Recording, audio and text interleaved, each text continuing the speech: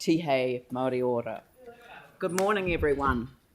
Thank you for attending this morning for a council briefing on the annual plan 2022-23 update. This is the first time that we have taken this approach of putting in the public arena the work that we've been doing in terms of providing guidance to our staff as they build the annual plan off the back of a very extensive long-term plan process. I'll leave Peter to tell us how far ahead we are in terms of the process, but I did want to acknowledge staff and thank them for the amount of work that they've put into this. It is an extraordinary amount of work, and often people don't see, because it happens behind the scenes. They see the debate that happens in this arena and don't necessarily see all the work that goes on behind the scenes. So I just wanted to publicly acknowledge staff and thank you very much for all of the effort that you've gone to. And the one councillor that I want to acknowledge this morning is Councillor Melanie Coker for wearing Christmas decorations to the council meeting, just as a reminder that Christmas is near. And I really appreciate the fact that you've brought some joy to the world, as it were, and to the table today. So if I could hand over to you, Peter, and you could introduce the presentation. Thank you. Sure. Thank you and good morning. Look, as the Mayor said, this is a new process for us. In fact, I think it may, as far as I know, be we're the only council in New Zealand doing this at the moment. The point is to make transparent to both all the councillors, the public, the media, what the councillors have raised as issues for the annual plan, what the community boards have raised as issues, and to make transparent the staff advice around those so that everybody can understand what complexity is around those proposals. It doesn't mean that we have decisions at this point. The decision will actually on the annual plan will only be made in February next year, and then it will go out for community engagement in March and April. So at this stage, we have the issues and the staff advice. Today, of course, is not a decision-making forum, but it is to have a healthy discussion about where we're at, what the constraints and risks are, notably around things like the capital program, and to give everybody an early heads up on where the annual plan is headed. There will be another, we've come off the back of a lot of briefings, as you remember, through November and October. There will be another meeting in January, and then there will be the meeting to discuss and adopt a draft annual plan on the 24th of February. So this morning, I'll introduce the overall framework. Leah will talk to the financials, Ruth will talk to the capital program, and Katie's with us to talk about options on community engagement next year. So that's the program. We've got 2 hours. It may not take all that time. It depends on how much detail you want to get into. So unless there are any questions, I might kick straight off through there. Far away. The long-term plan, as the Mayor flagged, we invested a huge amount of time in getting that right, and I think that's why we're able to be in the position we are now. It's probably been a decade since this council was in this position at this time of year in terms of an annual plan.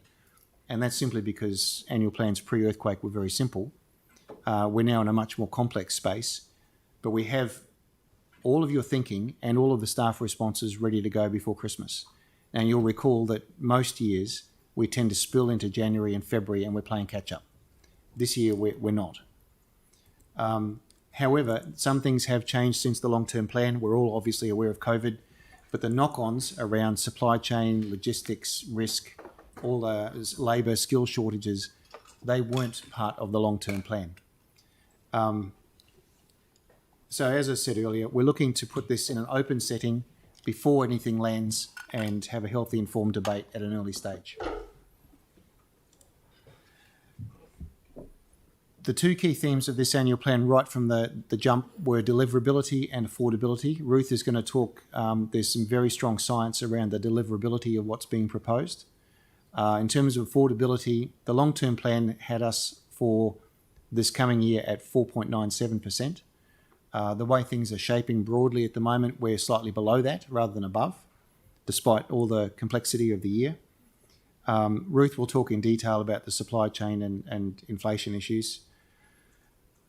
Katie will give you options around engagement, remembering that this isn't a complete strategic plan for the city. That's what the long-term plan was. This is changes that we need to make to respond to our external environment.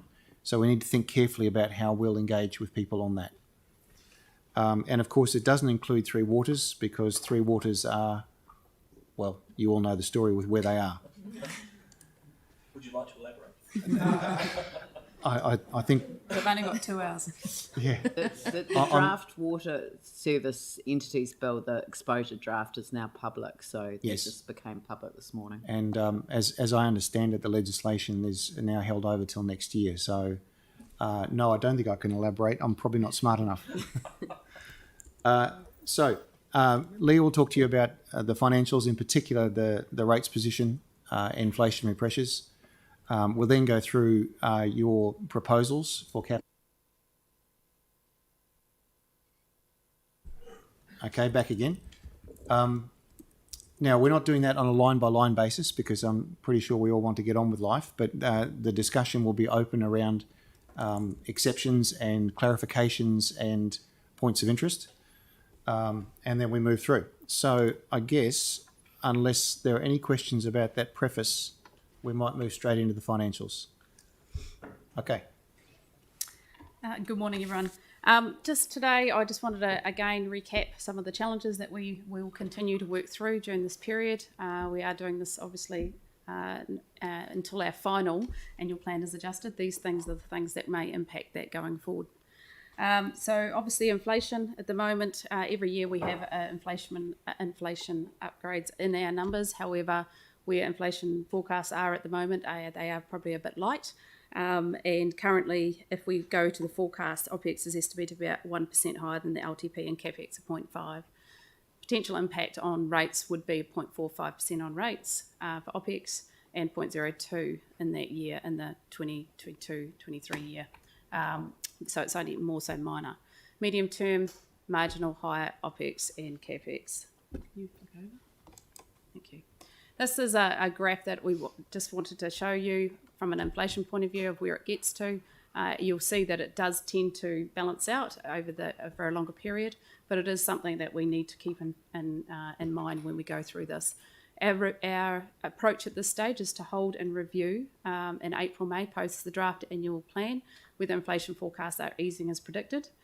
Noting that interest rates and inflation, there is a linkage because the increasing of interest rates is usually a method that they use to try and help with the inflation. So you'll see on the next slide we are increasing our interest rate costs up. So we don't want to double dip at this stage, but this will be something that we may need to adjust for in that final annual plan.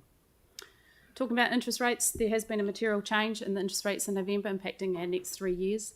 The increase in net servicing costs in FY23 alone is 5.4 million, noting 70% of our debt forecasting hedging position is already there. That is a 0.91% rates increase.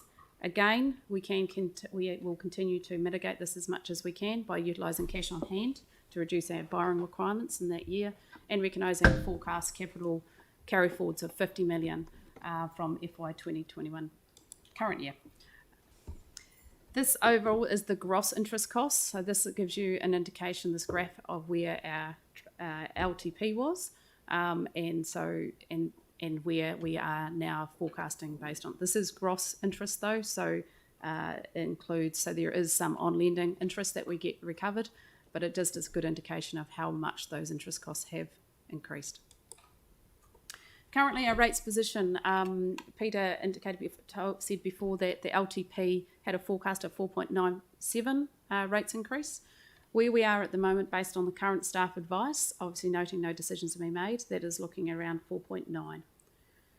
As an indication for you, and it's not, it does move, so additional OPEX of 5.9 million will result in a 1% increase in rates.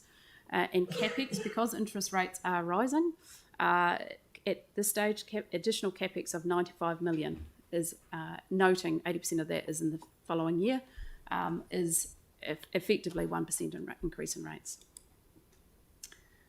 And this graph just highlights the LTP that we had for current rates position, and you can see that the draft, because of course even though we are talking about the draft annual plan for next year, we need to keep remembering that decisions we make next year have impact on the following years. So you can see, so even though we won't consult on the following years, this shows you the impact of decisions made in that year will have on the future years. And this is again the same table, but not the same information, but in a table, and also takes into account our headroom from the debt point of view. And on that note, unless there's any questions, we'll move on to capital. So Peter and Leah have already spoken about affordability. That's one of the key principles of the capital program also. Another key principle for the capital program is deliverability. So this table essentially shows that our previous performance has hovered at the $400 million core budget. At the moment, we are forecasting 94% against financial year 22 and proposing a core program of 433.8 for financial year 23. We're currently forecasting 94% against financial year 22, which is just over 400 mil. So in terms of the current environment, and Peter has touched on this already, we're in a different environment than we were when we set the LTP. COVID-19 impacts, we're experiencing supply chain and cost escalation risks and issues across our capital program. There's also human resource risks and issues, both internally and externally, in terms of technical resources and retention of staff. We've also got our reform program. So all of these are essentially going to be impacting on our capital program in the future as they are now. So we are working against these and mitigating against the risks as much as we can by taking a program view, ordering things early and engaging with our supply and our contractor market proactively. And we do provide you with a view of that at the Capital Project Performance Report each month at Finance and Performance Committee, and we'll continue to do that as well. In terms of the current phase that our projects are sitting for financial year 23, so we always plan and design in advance so that we have the majority of projects in construction once we hit that financial year. In financial year 23, we're definitely in a great spot for that. So this speaks to deliverability, but it also speaks to flexibility in terms of what we are able to do into financial year 23 at this stage. So 38% of our budget, our projects are already in construction, and 86% of our budget is in design, procurement and construction. So our ability to actually move things around in financial year 23 is limited. So our proposed budget for financial year 23, you can see there that our current budget, which includes financial year 21 carry forward, is sitting at 475 for our core program. Staff are proposing a reduction of 41.6, which would take us to a $433.9 million core program. So we will talk to the deliverability of 433.9 versus the 400 million previous performance that you've seen shortly. So you can see there's a proposed reduction in most activity groups. There are some key reasons for some of the increases that we will speak to. Corporate capital reflects the current phasing for Performing Arts Precinct, and transport reflects delivery schedules of projects, including developer timeframes. And then the CMUA and Parakiori reduction down there at the bottom of the table reflects the current project schedule for CMUA, the multi-use arena. So speaking specifically to the current proposed 433.9 versus the previous performance of $400 million, which is what we've been able to do in the last 3 years. Just by way of context, before I'll ask the heads of service to speak to deliverability of their units, we had a long-term plan adopted for a core program of 430 million, and that reflects an increased investment in Three Waters, as well as the decision to continue with our community and our major facilities, those of which listed on the slide. Current approved, you'll recall from the previous slide, currently sitting at 475.5, which includes our carry forward from financial year 21. And we're now proposing an annual plan of 433.9, so relatively close back to what was adopted in the long-term plan. So in terms of specific deliverability per unit, I'll ask for Paul Dadson to speak to major facilities, community and parks. So I don't have a lot to add to what's on the slide there. So major facilities is two major projects driving that program. That's the Hornby Centre, which is currently in construction and obviously will be next year.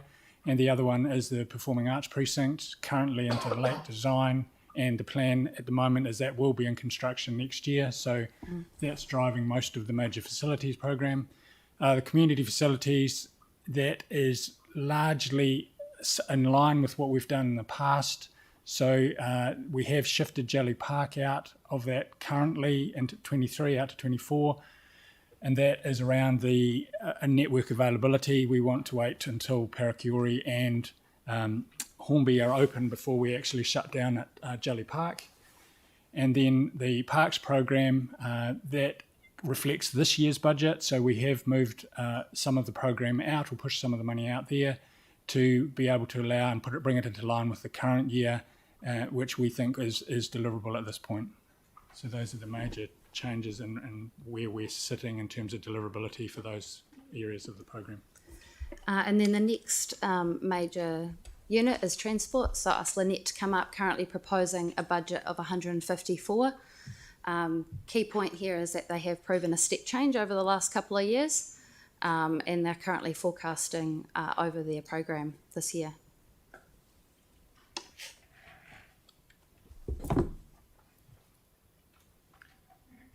Kia ora koutou.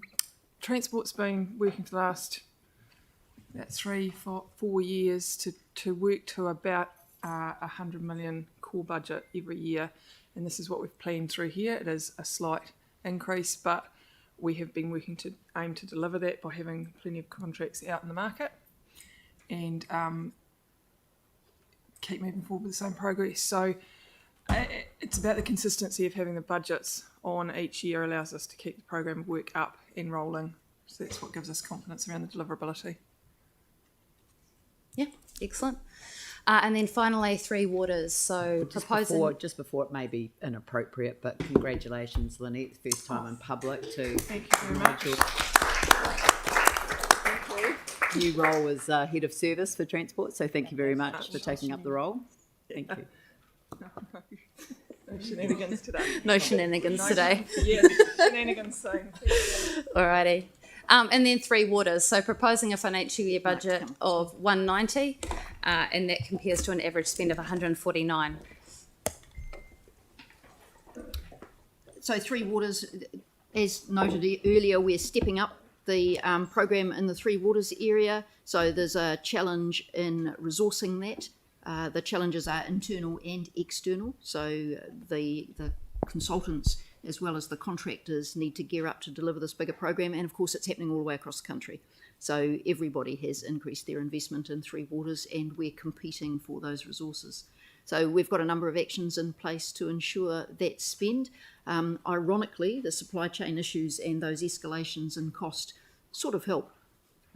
But that doesn't actually get you more length of pipe, it just makes that length of pipe more expensive. What does it mean? How does it help? Sometimes you measure us on how much we spend and challenge the deliverability because we haven't spent all of the budget. I think Helen was expressing an ironic version. I did say, ironically, that helps. Oh, right. Yeah, God. it was an ironic expression. All right. If someone can grab the D for unit. I was like, that's not the hell I'm doing, We're getting very close to the end of the year. For all of us. End of life at these increases. Sorry, Tim, did you...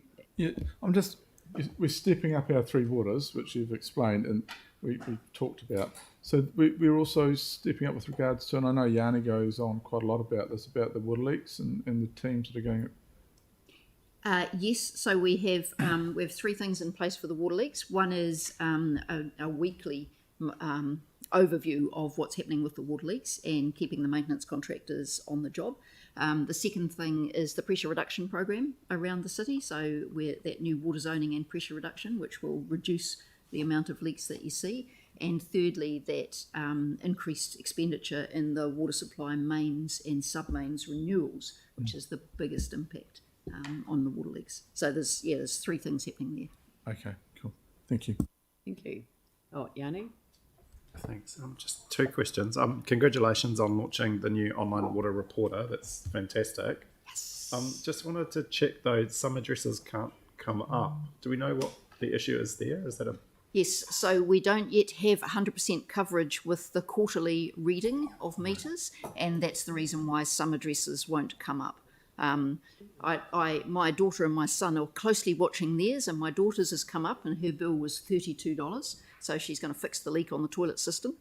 And my son is one of those who's a keen gardener, but his meter hasn't been read quarterly, so he's put in a request, and we'll check those because there are some streets that are being missed. Right. And the water reporter is helping us track those down and work with the contractor to ensure that we're getting those quarterly reads. Oh, that's good. Has that been delayed because of COVID, has it? Or no, it's just the change from reading those residential meters once every 2 years to once every quarter has required a big step up in resources with our meter reading contractor. So when do you think we're likely to have everyone's water meter read?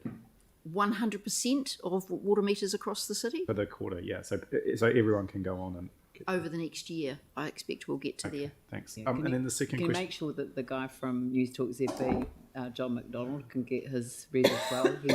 He advised me on Monday on the radio that he was having trouble getting on. Yeah, and just in regards to, so obviously we've just done the stormwater management plans and we're putting them into ECAN on the 20th of December. In regards to the costs associated with those, are you able to give us a sense of, like in the previous LTP, we were advised that we don't have enough money to stop our water quality from degrading.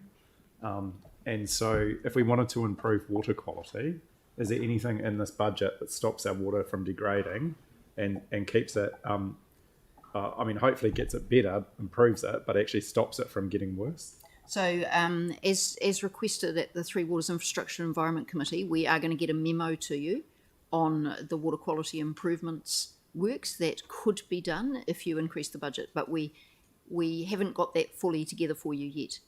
Right. That is more likely to inform the long-term plan. It would be in time for us to consider an amendment into the annual plan. Should be the time. It should be in time for that, yes. Yeah. Okay. However, if there are serious capital works, we wouldn't recommend an amendment to the annual plan. We would recommend those go into the long-term plan. Yeah, no, I agree with you. The larger ones do need to go into the LTP process because you'd have to consult on them in a different way. That's correct. But if we can look at something below that line for the annual plan amendments, I think that would be appropriate. We'll certainly get that to you before Christmas. I guess what I was trying to understand though, just in terms of the draft annual plan, is the changes in expenditure going to do anything to reduce We're getting a memo. Increase water degradation? There'll be no change compared to the long-term plan, essentially. We're going to get a memo, Okay, so thanks. that's going to be very helpful. Thank you. All right, Thank you. good. Oh, you want to go through the detail? Yes. Yeah. All right. So we've got quite a little. I've got a lot of detail here, which is why I've got Mark here, because there are some changes to our internal processes and to our resourcing to enable us to deliver these programs. So the first one is that we've got some new governance structures in place, and what we're proposing to do here is reduce the number of change requests that come through, essentially, and deliver that program a little more efficiently. We are reviewing our hybrid delivery model, panels that we run, and we've changed some of those. We've extended one of those panels, and we're lining up for the renewal of those panel arrangements in the future. We are recruiting actively at the moment, and as I noted, that market is quite tight, and I am shamelessly poaching staff from other councils who are also looking for staff. So, yep, that is going to be a problem right across the country. Luckily, Christchurch is still regarded as a great place to live. So, we do have a bit of an advantage there. And work, indeed. And play. Oh, no, I'm not part of urban design. No, just work. Okay, so We are also recruiting project managers. Again, there's a bit of competition there, but we're working on that, and we will require more again in the future. One of the other things is making sure that that we're feeding that production line at the front end. So that's initiating projects. So that making sure that we've got the briefs and the scopes in place well before we want to get shovels in the ground. So that's underway at the moment. And the next one. So delivery mechanisms. So that is bundling projects so that we get bundles of work in a geographic area across a number of years in place with one contractor, and they can roll those out and deliver them, say, over a 3 to 5 year period. This is the sort of work that's being done up in Wellington, and we've been watching what they're doing, and we'd like to roll that out down here. So I'm happy to take any questions. Jimmy? Your previous slides particularly mentioned the financial year 23 is proposed $190 million, but your current year is only the deliverable is only 83%. So Yes. whether it's the $37 million will be carried forward. So yes, we do have a large carry forward, and that is part of the reason why we've recommended a smaller capital budget for next year. Yeah, but this one particular for all those the risk like your cost acceleration, COVID-19, and also those kind of the you have a supply chain, etc. Am I right? That's mean those. That's correct, which is why we've put these initiatives in place to try and accelerate delivery. Yes. And remember that there are cost escalations out there as well, which are likely to hit some of our projects. Okay, thank you. Thank you very much. Great.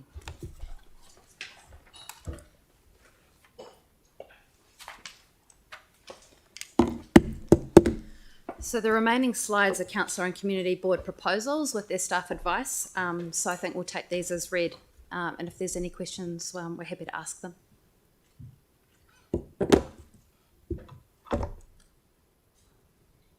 So, yeah, Aaron. Just when you gave the early slide of all the various pressures that are driving inflation and everything else, supply chain, people, all of the problems that are going with, the conversation must need to be had at some point, and water's in the same boat, that around councils and governments pulling back on spending rather than increasing spending. Like, is the industries as a whole looking at that? Because with the pressure going on and the increase of work, the prices will only go north. They can't go south. That's not how a market works. So are those conversations being had, or are all councils just going to keep trying to poach people and buy the last 5 pipes and the last 1,000 tonnes of steel because it's a bidding war? I don't know that that's really a question for... But it affects our budget So, massively no, I know, in what we but can it's, deliver. I'm thinking that it's more of a political debate, and with also advice from our chief executive, Well, or even the CEs around the country having that, and of departments and councils having the conversation going, are we doing it right? Because Well, I have to say we can't that afford it. I also flinched when I heard the word poached, because we've all experienced that after the earthquakes, Yep. when there was quite a challenge placed on the 3 councils, Christchurch, Waimakariri and Selwyn, with respect to the amount of consenting work that was required, for example. But that, it is a conversation that I think is potentially worthy of having. I don't know if you'd like to respond to it at all. Certainly, Mayor. Councillor, the reality is we've actually already refocused our capital programme from 2 years ago to say what can we actually deliver in the market, and we are continually, as you've seen, reviewing that, hence why we're saying bring the capital programme back down to 433 million rather than be in the 470s, so we have realism in that. We will continue to review that. The challenge for local government, not just this council, is for us to be an attractive sector that people in New Zealand outside of local government wish to come and work in, not just from within local government. And I can say to you, because I do the introduction sessions for all new employees. What I am seeing in the last 6 months is we are attracting people from outside the sector. Actually, the majority are outside the sector rather than from within. So that actually means there's new blood coming in as well. We have to be continually looking at the situation as it stands because of the challenges of COVID. Aaron, you're absolutely right. And you are correct, but globally it's a problem because almost everywhere in the world at the moment, governments and councils are all greenlighting projects to stimulate economies, but there's only so many pipes, bits of steel and that available. So everything becomes a bidding war, and unless they all collectively hit the brakes a little, the problem can only get worse. It cannot get better because all resources are finite.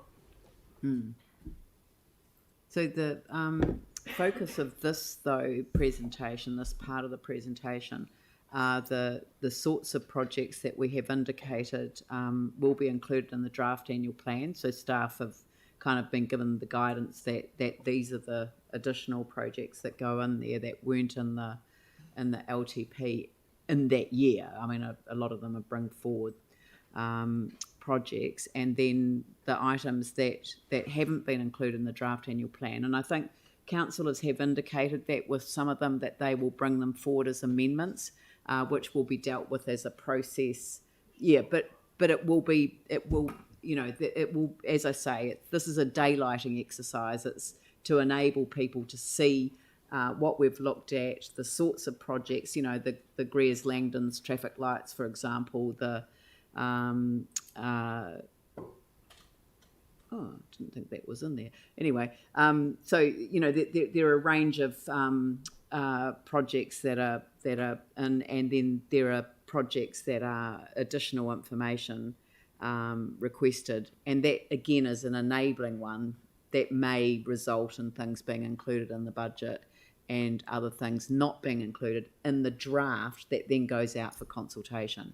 And we are clear on that slide of things that we don't believe you should include in the annual plan. Obviously, it's for members when you get to February to debate those matters and to tell us whether you wish to have any. And the only reason I raise it this early is it responsible of a council to keep spending when the prices are going in the wrong direction? We must look to do the opposite. That's all. So I'm just raising it here because I think it is irresponsible, especially if interest rates are going north and all the costings are going north. It's really wrong. It's a little alarm bell. I'll just ring. But we're not going to stop delivering our capital program.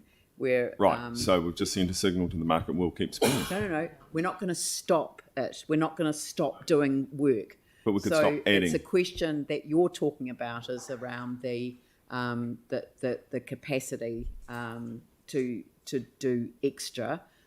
Or in your suggestion to cut it away to because it appears that we never get like an economist to throw an eye over things and throw up where the red lights are in our entire budgets. We have everyone else do it, but not. Isn't it that intersection? Yeah. I think we have heard from Leah in terms of the challenges, and we're all very mindful of them as we go into what is a relatively minor amendment process compared to the LTP process. So, Jake, you had your hand up. I did. Thank you. Great to see Greening the East is on the list. That, along with the streetscape that's out for consultation in February, is going to be quite transformational for that area. So I just wanted to say that. But my question is around the Central City Shuttle. That was initially supposed to have a report at the end of this calendar year.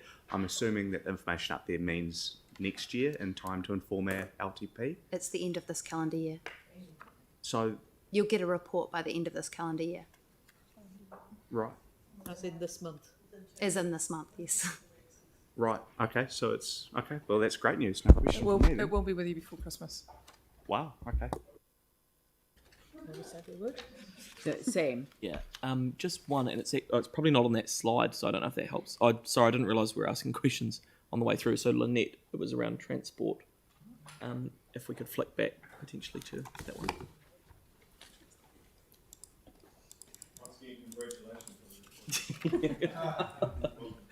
It was just to get a sense of, and I appreciate this is the first time we're doing this in sort of this domain, so it's not a problem at all. But can we just get a sense within transport of how it's broken down? So, of the value, what proportions footpaths, roads, cycleways, bus stops, all that kind of stuff?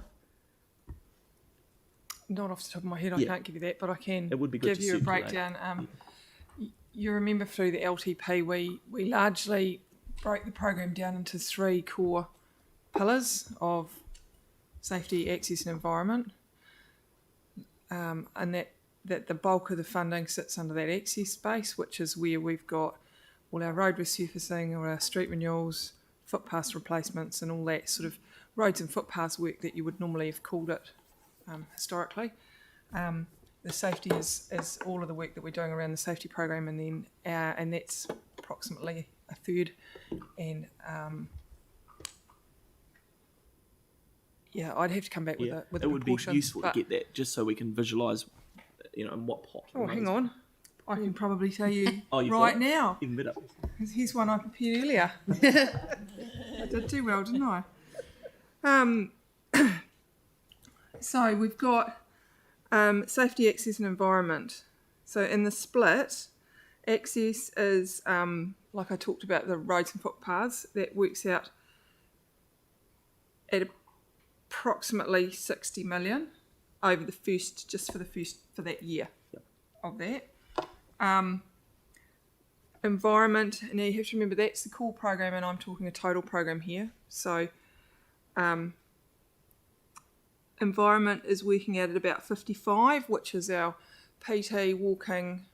So we've got new footpaths and all that goes into there. So all our active travel, PT and cycling budgets all sit in there. So that's got all the shovel-ready funding in it from the government as well for the cycleways. And we've got about 40 million. So it is sort of broadly thirds sitting in safety. I think what would be really useful, because transport's raised so often, if we could maybe get just like literally a one graphic that we can share with the public that says, roading, footpaths, cycleways, but then to give it context, say, of the cycleways, this much is paid for by central government, and of the footpaths, this much is paid for by central government, just at a high level. Is that possible? So, Lynette, I suggest you do that in your monthly Monthly reporting report. Yeah, I'll do that Well, for the next. No, Or I'm it might be in the It can be in the consultation document. consultation. Yeah, I'm talking in reference to the 154 million. Yes, sure. Yeah. Yeah. But in the consultation document, if we could again daylight that image, Yeah. then it gives people a real set of context. That for would the be great. numbers. Yeah. Yeah, perfect. I'll look to get that through at least for the next UDAT meeting after Christmas, which will be As time well. for this as Yeah, well. if you want Make to sure do we can both, tie it all that's together. great. Yeah. Yeah, perfect. Yeah. Thank you. Yeah, and I'll just note that item 5 on the capex for transport, that may not be proceeding, but we're just waiting for the community board to get another briefing on it. I've just texted you. Yeah, no, well, I just texted you. Yeah, What's the item for? yeah, Oh, yeah, no, may not be. yeah, very discoverable. No, it's just that the school's being rebuilt in the centre of so it's 2 schools being merged, but I think they're going to come back and show you what. Show Yes, you. I am. Yeah, cool. I just wanted to highlight it so that there was no doubt about it. All right, so shall we move on to the next slide?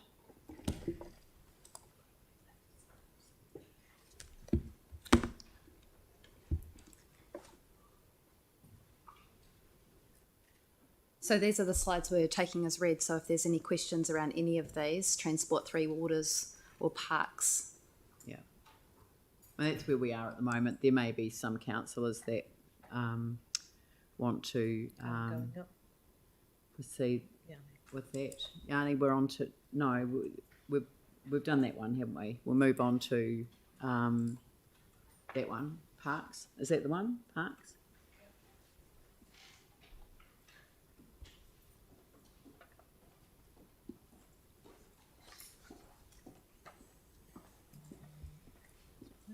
So again, there's a number of items not to be included in the draft. That doesn't mean that councillors won't pick them up as individual amendments, and we'll have a process for that. And of course, then there is the actual engagement process as well. All right, next one. Sorry? Yeah, yeah. Sorry. Which one? But go Just back. on the parks, I was just Yep. trying to check when the sports, is it the sports parks or the sports facilities network plan will be decided? So this is all the engagement we've done with all the sporting codes Yep. around where the priorities are for the sporting parks. Yep. So my understanding is it's been issued out to the regional sports network. So, mainland football, etc., Canterbury Rugby for their final feedback before it comes to council for release. It's not very far away. Will it be in time to inform the draft annual plan? Beg your pardon? Will it be in time to inform the draft annual plan? I'll have to talk to Kelly and find out Okay. exactly what her program is.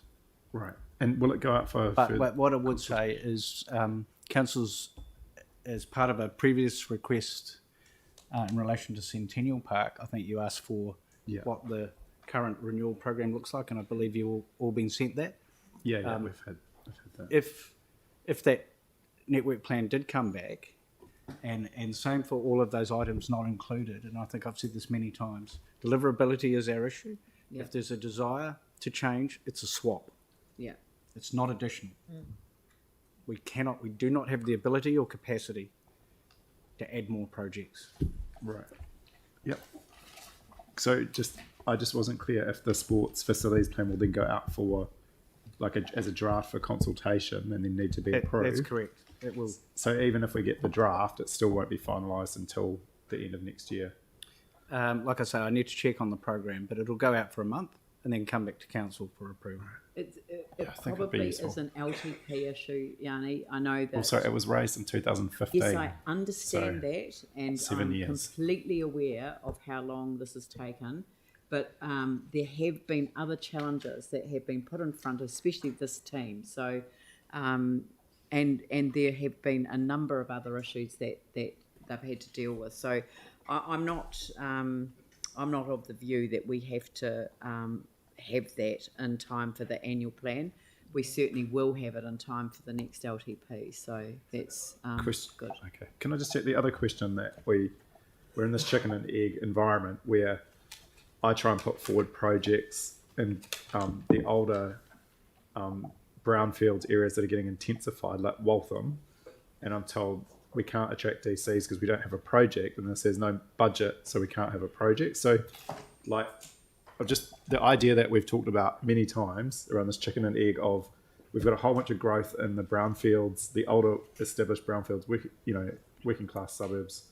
They're not getting green space. The trees are getting removed on private developments. This isn't how the do we parks. put? This is not a question Yeah, it's for parks. So how do we put parks No, projects I'm indicated sorry, for growth? you're asking another question, which is a bigger question, which it links. Well, if you take 30, intensification.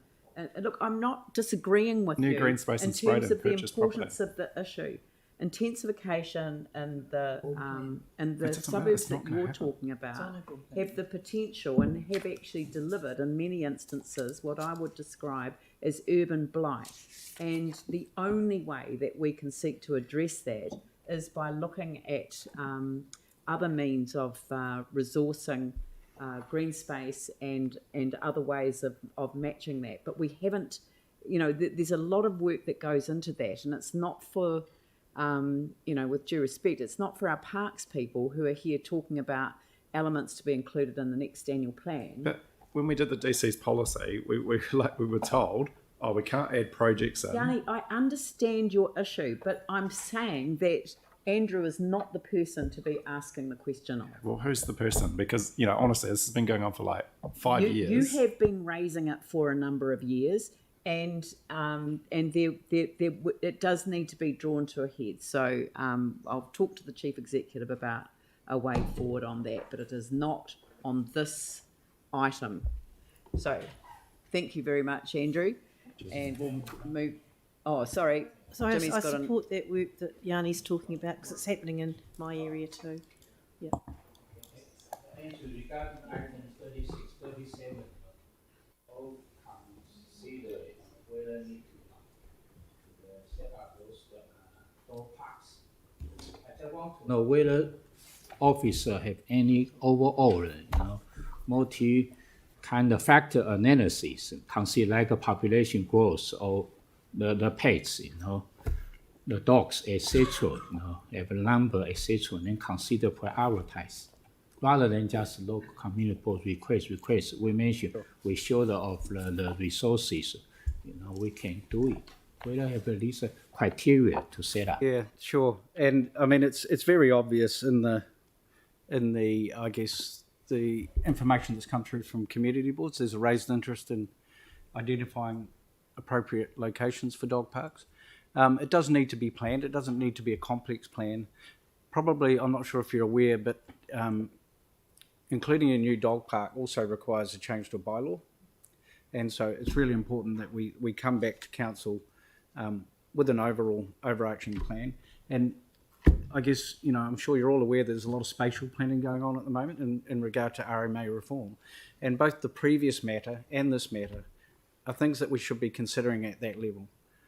So they really are ideally suited to, dog parks, to having better information in front of you. And we've started work on this, spatially, on dog parks for the LTP, so that it is a properly considered plan that you're talking about. Thank you very much. Much appreciated. Right, next slide. The citizens and community. Yep, next slide. And now we move on to operational expenditure.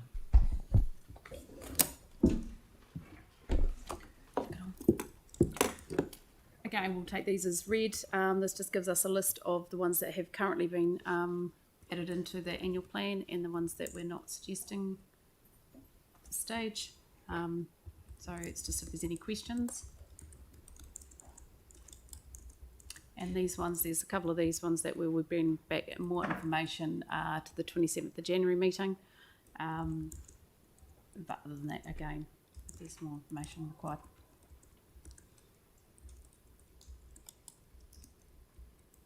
Fees and charges, again at the 27th, so we've talked about there's relatively small increases respective of council inflation.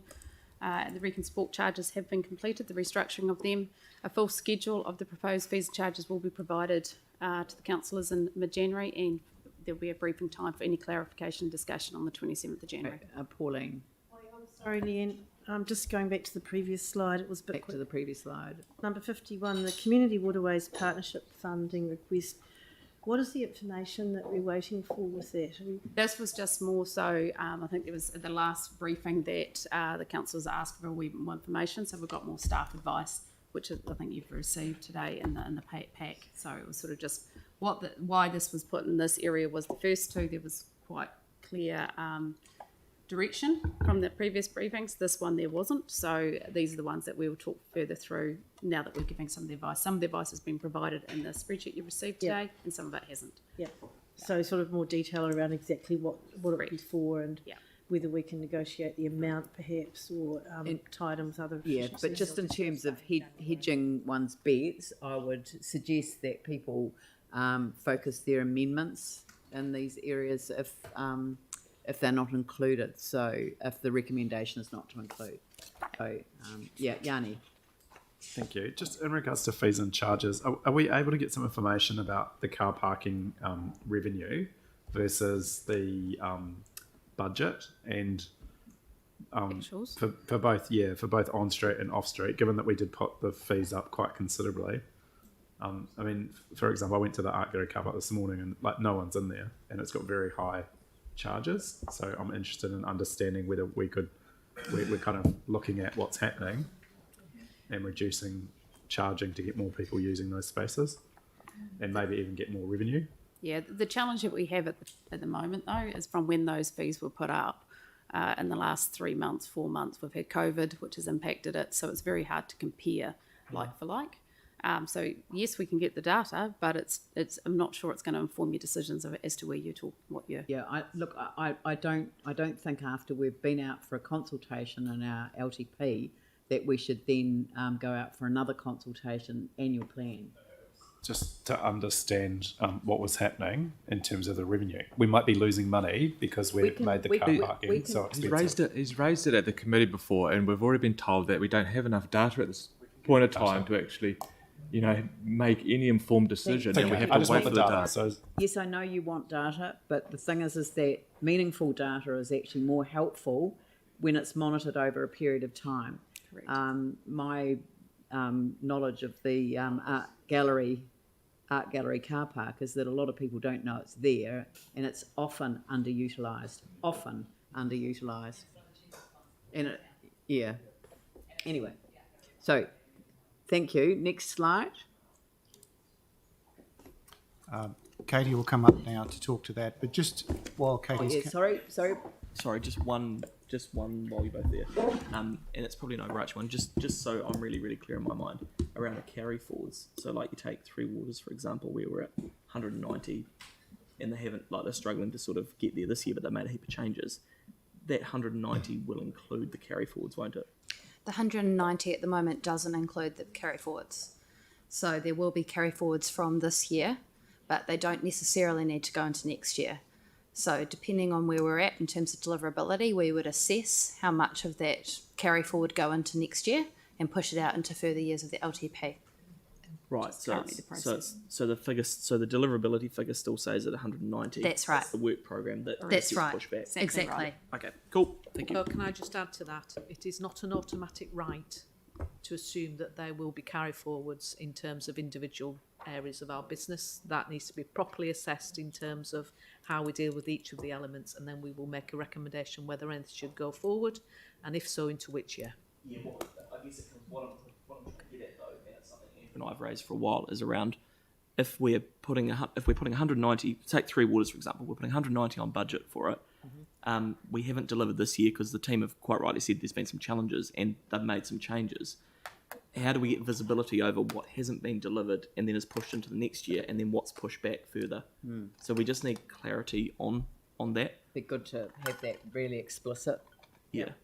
You will get visibility at the end of the year, because don't forget, any carry forwards have to be approved.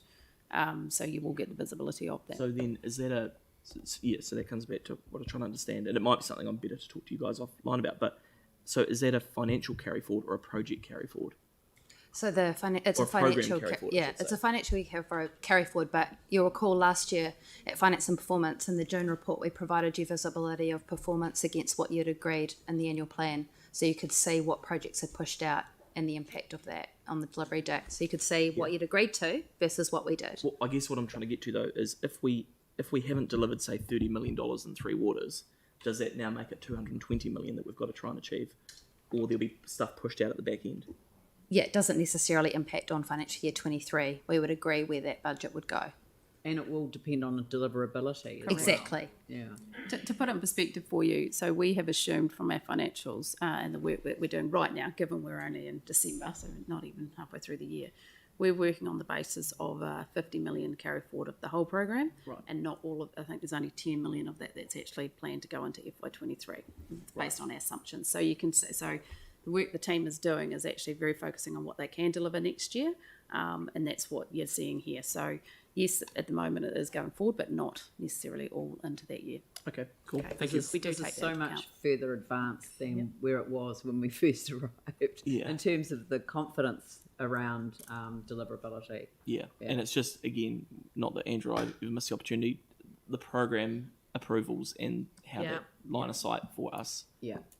Andrew. Yep, so it is. It's the reprioritisation within programmes of work. So where there are projects that are not deliverable in year and therefore are carry forwards, also we're aware. I mean, we tend to look at this in terms of the numbers, in terms of the budget, rather than the actual projects. Yeah. So it's so that we've got visibility not only of what's going to be carried forward into the next year because we haven't delivered it, but what's brought back to make up the shortfall. So we may deliver 95% of the financial target for that particular capital area, but the projects which are delivered may be different than those that we originally expected when we approved the LTP or the annual plan.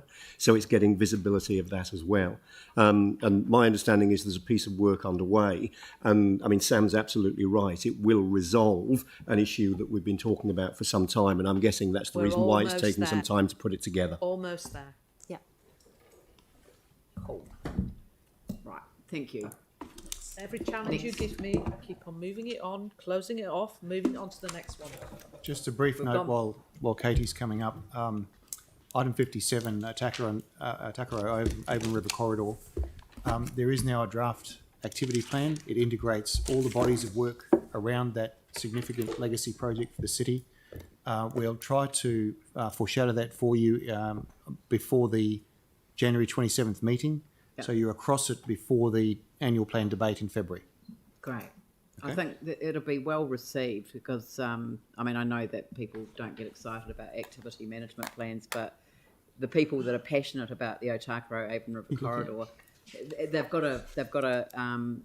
they can see the sense of bringing together all of the projects into one activity plan, and it will tie in with the co-governance model as well. Thank you. Right, context for level of engagement and consultation. Katie. Kia ora koutou. So, relatively little change as we've discussed from the LTP, note the points there. But also a point I'd like to make that 2022, Q1 and Q2 are likely to be really busy periods of time for engagement and consultation. We have a lot of very significant projects that are hoping to consult with the public at that time. So it's important we consider that in the context of the annual plan consultation as well. Moving to the second slide, I'm just going to whistle through.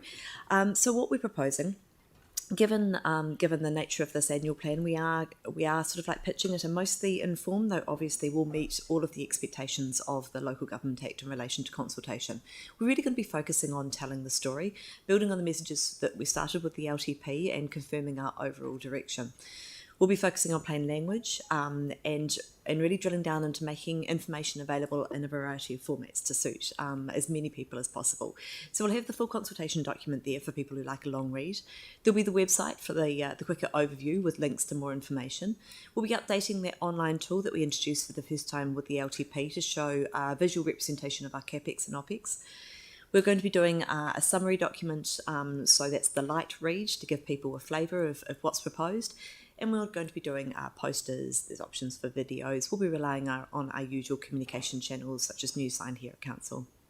We'll be mixing it up with face-to-face and online engagement, given that we never quite know where we are with COVID. We'll be going to the community meetings, seeing if we can get on the guest list of existing community meetings. We're also looking at what options we have to host our own meetings and possibly doing that over Zoom. And we're out for a 4-week period of engagement. Are there any questions? You'll be calling for submissions though, won't you? Absolutely. Yeah. No, absolutely. We completely, as per the Act, we are consulting. Yeah. It's just making sure we're pitching it at the right level to set expectations correctly. And this is not the big it is not the big plan. all singing, all dancing long-term No. plan. This is a steady as she goes. This is what you'd expect to see. Yeah. Okay, cool. Anne.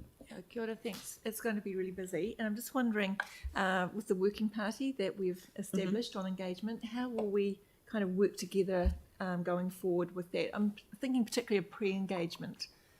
For the annual plan? Yes. So making sure that people are aware that it's coming up, or are we talking about the other consultations? I guess it's about what kind of input are we going to have from those groups that we've identified who are interested in the way that the annual plan is engaged, is developed, the engagement plan. Is there an opportunity for that to happen? And those groups is in the working group? Yes, the working group and the groups that we hear from, those from multicultural communities. So we'll be making sure that people are aware of the consultation period coming up, so that they've got sort of like line of sight on when we're going to be going out for submissions, but also obviously interested to talk to them about the wider program of consultation and engagement that's happening at Council as well. So there may not be an opportunity for that conversation to happen with the annual plan. It might be too late for that. But what I'm thinking of is sort of their perspective on what will work in terms of consultation with those communities. And always open to feedback from our communities on how best to engage with them. But I'm hoping that will be done through the engagement working party as well. Yep. Cool. Thank you. Celeste. Thanks, Katie. It sounds really good. I was just looking through the plans consultations, and quite a few of them have sort of an impact in the coastal ward, with the coastal adaptation planning, the Pages Road draft coastal hazards plan change. Is there sort of a way to figure out how to sort of mitigate the impact of communities trying to juggle different consultation things that are all kind of funneling into a small period of time? I realise it's just the nature of the beast, but Yes, I guess I'm flagging that it is going to be quite busy out there. We will look for efficiencies wherever possible. We'll work with communities to make sure that they're aware of the program. Some of those, some of the consultations will potentially require more community involvement than others, and we'll try to be clear in our expectations on that from the very start. There is a bit up there for the whole of the city, that land use program work. The district plan changes are going to be huge, so there's going to be a lot of noise. Yanni. Is it possible to get ward-based sheets of projects? Like, I've just gone onto the toll and I've typed Linwood Ward, and I just get nothing comes back. It's possible that it's a bit in development at the moment, but yes, absolutely, Yanni, we can look at doing the is this the ward-based fact sheets again? Yeah, I think they're quite useful just to show the Absolutely. I mean, as I think we've discussed before, you can pull that information down from that tool, and we will work with governance teams to make sure that that information is available on a ward-by-ward basis. Right, and again, like the CPMS sheets are really good because they show over what year, but if I go to the tool, I don't get any sense of the timing of spending or any, I've just pulled one up called bus routes, and it's just got, very little information other than budget and funding start and funding finish. Is it possible? I'm just still trying to understand why we can't just have project ID. We click on it and it comes up with the CPMS data that says, here's what year the project funding's in, here's the scope of the project, here's a little bit more details. So we can work on making as much information as possible, as easily available as possible. Right. Jimmy? Okay, yeah. Regarding to the engagement consultation demographic, etc., I just want to know whether regarding to our flyers for the annual plan have any different language or not.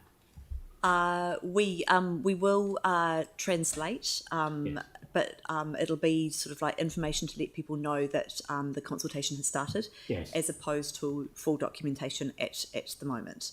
Okay. I'd seek advice on that one, but it's more about making sure that people are aware of the opportunity, yes, rather than translating necessarily the full detail. We don't do that for the long-term plan. We just announce the opportunity. In future years, that's definitely something we could look at from a long-term plan perspective. Okay. The other one is currently, we have a hearing regarding to the draft, the Otatahi Christchurch community strategy. I think that channel, looks like quite effective, So whether we can follow those channel, for instance, like young people engage Christchurch Youth Council, and the multi-ethnic one, we engage with the informed Christchurch Multicultural Advisory Group and some other NGO, etc. Whether we can follow those models. We obviously make sure that all of those groups and networks are available. Yes. Are aware of the consultation starting. Yes. And we'll make sure that the effort we put into making sure that they're aware is kind of matched with the kind of the decisions and the level of decision making and the expectations that people have on how they can be involved. So we'll absolutely be going out and making people very aware that their opportunity to have their say, yes, and through our usual networks and the ones that they have been used through that strategy. Okay, thank you. Very good. Right. Conclusion. Right. And here's the key messages and next steps. Thank you. Okay. Look, you can probably tell from that we're in a very strong position. We've come off the back of a deep LTP. We've got the ideas and proposals from councillors and the boards. We've provided a lot of strong technical information around those proposals. The finance team is in a good position to go forward into next year and bring you information to consider in late January, the 27th, and then again at the annual plan adoption of the draft on the 24th of February. Yeah, so you've still got the 23rd written there, but it's Thursday, the 24th of February, just Yes. for those that might be interested at the back there. We've changed it. Rather than have a separate meeting, we're going to have it after the finance and performance meeting on Thursday, the 24th of February. So we're going into the Christmas break with very few question marks or blank spots on the map. We know where we are. We're in a strong position despite all the noise around COVID. That noise will probably continue next year, as we all know. But we're in a position whereby the content and the process are strong enough and resilient enough that we'll be able to crack on anyway, just as we did through the annual plan and the LTP. So, look, I think that the reason we're in this position is there's been an extraordinary amount of goodwill between staff, councillors and boards so far on this process. We've come in under the LTP rate number. We've got a capital program to take the city forward. There's no strong level of service cuts. It's a strong all-round plan that you'll be asked to consider in February. So that's where we're at, and thank you for your help and goodwill. Very good. All right, well, I shall close the meeting. So thank you very much again for the presentation. Thank